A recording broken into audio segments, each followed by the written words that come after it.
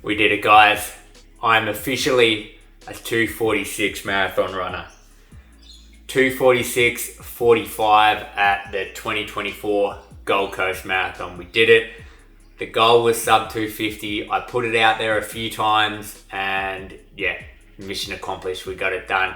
Now, I didn't actually film a hell of a lot of stuff throughout the week, and especially on the day, I hardly filmed anything at all. I previously mentioned that this race was really just something that I needed to do for myself. Really needed to focus 100% of my energy on the race itself, and getting content on the day just was on the back burner. It wasn't my number one priority. But in this video, we're going to dive into the whole race. I got some footage throughout the week of kind of how I prepared. So let's do it. Let's go through everything.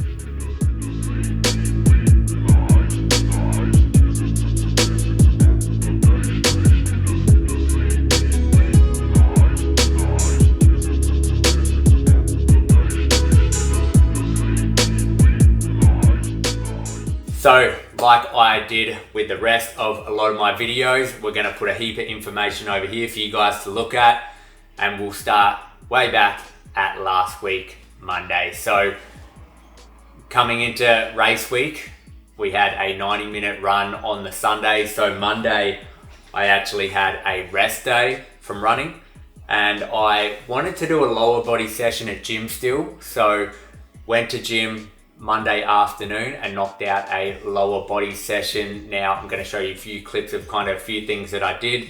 It was super light, nothing too crazy at all, but I feel like coming into a race, I like to keep my legs like activated. I like to keep the muscles working a little bit. So that was the idea with doing a lower body session on the Monday, just still getting something done, while also giving my body a good amount of time to recover for Sunday's race. So that was Monday. Tuesday, we had our last kind of speed work before race day.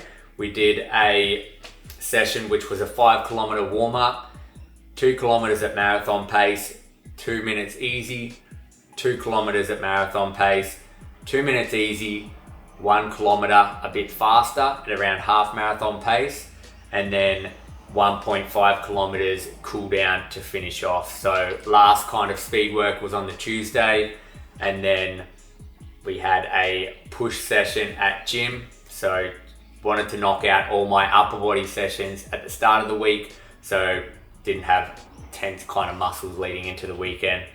So I did a push session that day in the afternoon. That was Tuesday done. Wednesday had a rest day from running, so no running at all, and just did a pull gym session. That was it. 3 gym sessions done for the week, all done Monday, Tuesday, and Wednesday. Thursday, 40-minute easy run, and that was pretty much it for Thursday. Friday, I had my own kind of shakeout run that I put out on Instagram, so we had a good little group there. I'll show you a few clips of that as well. So that was about 30 minutes, just easy. And yeah, that was a great turnout. Handed out a heap of BPN subs to all the boys that came down. So I appreciate all you guys that came down. Got myself a fresh haircut on the Friday as well. And then I also caught up with my friend River from the Fix Physio. And he pretty much just did a heap of release stuff, some cupping, massaging, dry needling, all on the upper body. I didn't want him to touch my lower body at all, just because I didn't want to be doing anything just out of the ordinary, which could affect me on race day. So I pretty much just wanted my upper body just to be nice and released. Yeah, because you don't want to be running a marathon with a really sore back or sore shoulders or really tense upper body. So that was the idea with going to the physio, getting all that kind of stuff released, all the muscles in the upper body. And I tell you what, it was a game changer, because come Sunday, my upper body just felt unreal the whole time. I had good arm drive, like shoulders were nice and relaxed the whole time. So yeah, that was great. Saturday had a watch the half marathon actually, and just we also went for another kind of little shakeout run. This was I think 20 minutes maybe with Chris and Marty. And then now coming up to race day. Woke up at 3:20 a.m. on race day. I had a go bar with I had 2 Go bars with honey and 2 scoops of G1M Sport with about 400 mils of water. Now, I don't like having too much water right before a race, because that's one of the things that I'm not good with. It's like if I drink way too much fluid before a run, I pee like crazy, and I didn't want to have to go to the toilet at all during the run. I could have done with more fluids that morning, but yeah, like I said, I was worried that I was going to need to go to the toilet as soon as I started running, so I didn't want that to happen. So yeah, just went with about 400 mils of water, 2 scoops of G1M Sport, and I think I had an extra scoop of electrolytes there as well. Arrived at the race at about 5 a.m. Did a quick warm up with Chris and Marty again, and then yeah, pretty much got in the line, ready to go. Had a gel just before I started, maybe 20 minutes before I started, and then we were off. Conditions the day before were pouring down rain. I was really worried about the conditions the whole week, and luckily the weather kind of pulled through and it wasn't too bad. It was a little bit warm, like 14 degrees and probably 80% humidity with wind as well. So conditions were not perfect, but I was really just thankful that it wasn't pouring down rain, because wet roads with wet shoes is not a fun time. It's obviously going to make your shoes heavier. You're going to be slipping more every single step that you take. So I was really thankful that the rain just held off and couldn't complain too much. But started the race and felt really good for like the first kind of 10 to 20 kilometers until I hit around 20 to 21 Ks. I already felt some cramps coming on, and like, if you've ever gotten cramps in a marathon, you know that it's usually like just downhill from there. So I was a bit worried at that point. I had nutrition for the race, so I think I had 6 to 7 BPN Go gels. I actually had 2 Precision caffeine gels. So obviously if BPN had the caffeine gels, I would have had those, but I just wanted something for the end of the race if I needed that boost of caffeine. So I opted to take 2 Precision caffeine gels just in case I needed them at the end of the race, which I ended up taking them, and I think they did well. But yeah, pretty much had around 8 or 9 gels in total. I had 3 cramp fix shots, which is like a shot which is pretty much sodium, vinegar, and I'm not sure what else, but it's pretty much supposed to shock your nervous system and get rid of cramps.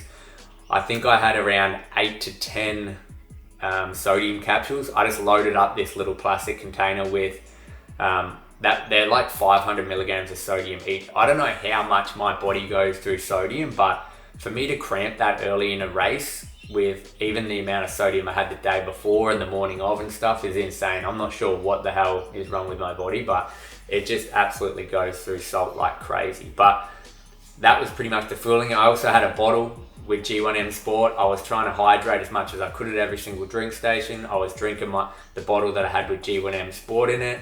I don't know what happened, but so that was pretty much the nutrition. 20 to 21 kilometers in, I felt cramps coming in, and I quickly had a cramp fix. I kept getting cramps pretty much for the next 22 kilometers.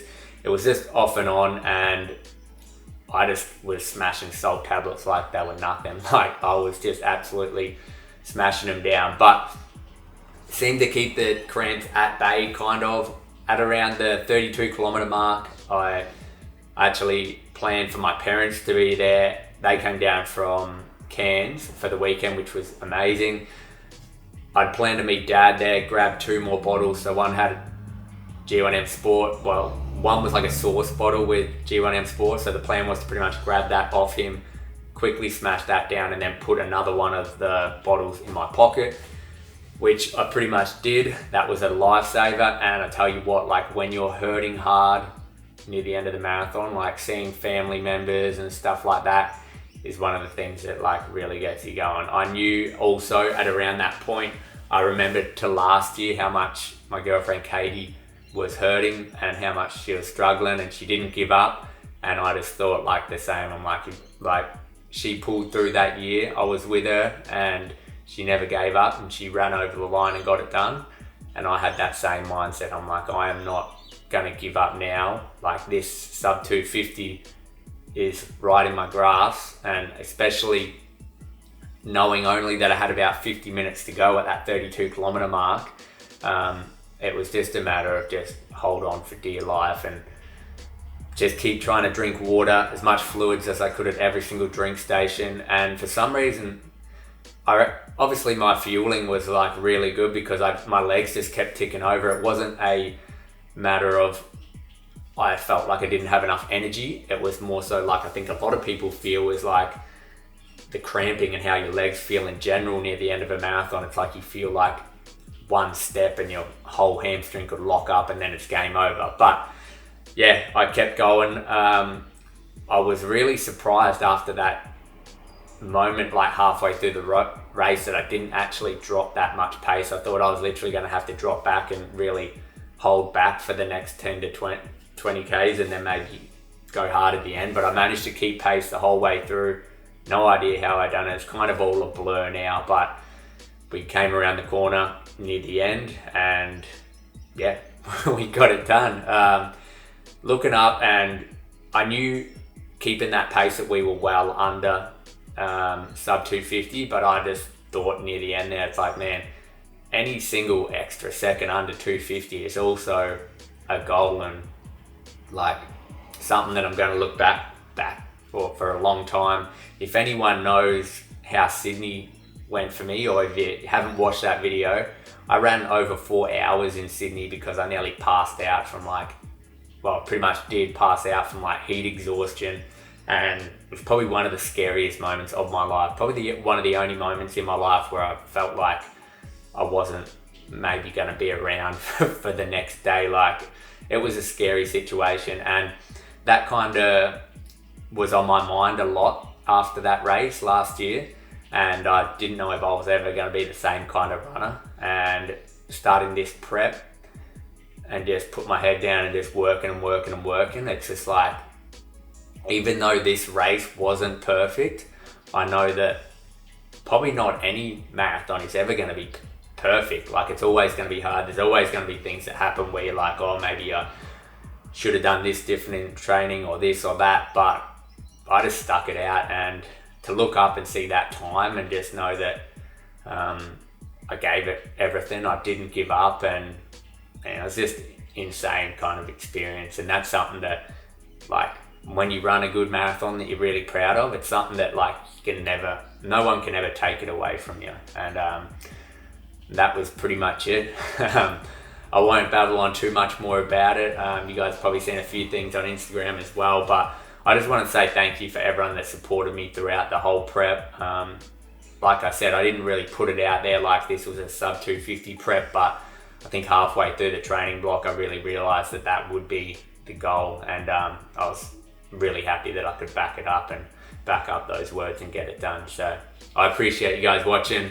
This might not have been the video that you were after. If it was a full video, like, I would have loved to do like a full race day video, but this is the recap. This is the only video that's going to be from the Gold Coast Marathon. We've got a few things coming up. We've got Sydney Marathon. Super excited. Appreciate you guys always supporting me. Love you all. Catch ya.